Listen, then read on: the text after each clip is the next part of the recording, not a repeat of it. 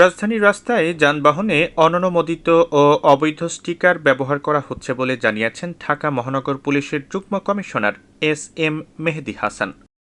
বিভিন্ন সরকারি প্রতিষ্ঠান সহ পুলিশের আত্মীয় স্বজনরাই এসব অননুমোদিত স্টিকার ব্যবহার করছে উল্লেখ করে তিনি বলেন, এই বিষয়ে অভিযান পরিচালনা করা হবে। রোববার রাজধানীর মিন্টু রোডে ডিএমপি মিডিয়া সেন্টারে অননুমোদিত ও অবৈধ স্টিকারযুক্ত যানবাহনের বিরুদ্ধে ঢাকা মেট্রোপলিটন পুলিশের অভিযানের বিষয়ে আয়োজিত সংবাদ সম্মেলনে যুগ্ম কমিশনার এসব কথা বলেন।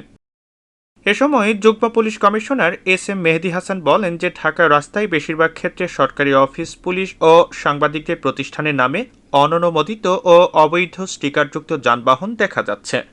নগরবাসীকে ডিএমপি ট্রাফিক বিভাগের পক্ষ থেকে আমি বিনীত অনুরোধ জানাবো, এই ধরনের অনুমোদিত স্টিকার যেন ব্যবহার থেকে বিরত থাকে এবং সরকারি বিভিন্ন সংস্থার নামে যে সকল স্টিকার ব্যবহার করেন, দেখা যাচ্ছে আমারই আত্মীয় স্বজন আমার পুলিশের স্টিকার ব্যবহার করছে, পুলিশের সদস্য আত্মীয় স্বজন পুলিশের স্টিকার ব্যবহার করছে, বা বিভিন্ন সংস্থার আত্মীয় স্বজন ইভেন তাদের সঙ্গে কোনো কানেকশন নেই, এ ধরনের ঘটনাও ঘটেছে।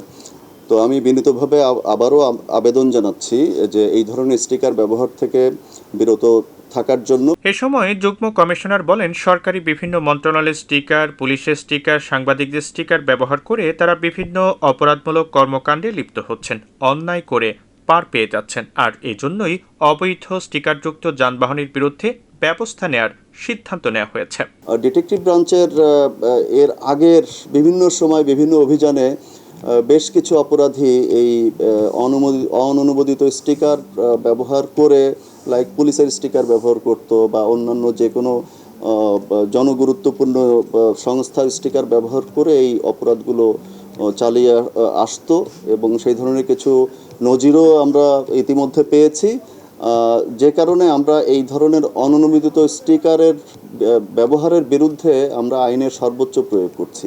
এখন পর্যন্ত ৩৬০টি অবৈধ ও অননুমোদিত স্টিকারযুক্ত যানবাহনের বিরুদ্ধে আইনগত ব্যবস্থা নেওয়া হয়েছে জানিয়ে যুগ্ম কমিশনার বলেন, অবৈধ ও অননুমোদিত স্টিকার ব্যবহার বন্ধ করুন, না হলে কঠোর আইনগত ব্যবস্থা নেওয়া হবে। এ পর্যন্ত গত কয়েকদিন যাবত প্রায় ৩৬০টি যানবাহনের বিরুদ্ধে এই অননুমোদিত স্টিকার ব্যবহার করার কারণে আইনগত ব্যবস্থা গ্রহণ করা হয়েছে।